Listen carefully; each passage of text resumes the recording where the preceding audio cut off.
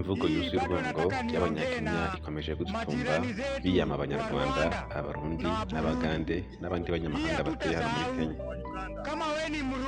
Baravuga ko igihe kigeze kugira ngo basubire mu bihugu byabo, ko amarangamuntu bahawe atari kugira ngo batore. Amarangamuntu bahawe nayo kugira ngo bashobore kubona umurongo wa Safaricom cyangwa Airtel kugira ngo bashobore kubona serivisi za M-Pesa. Ntabwo rero bibagira Abanyakenya. Igihe ngo kirageze rero bose bafata utwabo batahe. Uyu mwaka ngo niwo wa nyuma ku banyamahanga baba muri Kenya. Mwibuke ko Kenya ari igihugu gituwe n'abanyamahanga benshi, Abasomali, Abanyanigeria, Abahinde, Abanyarwanda, Abarundi, Abatanzania, Abagande. Ni ibihugu byinshi. Aba nubwo bashoboye kuvuga ibihugu bitatu gusa, ariko hari ibihugu byinshi bituye muri Nairobi cyangwa muri Kenya.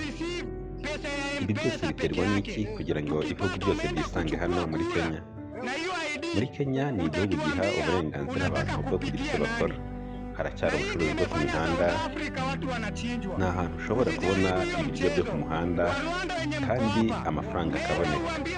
Ntabwo leta yabo igora abantu kugira icyo bakora. Yewe nushaka gutangiza umushinga uwo ari wo wose arawukora kandi ukamuteza imbere. Niyo mpamvu ubona abanyamahanga bakiriye hano muri Kenya.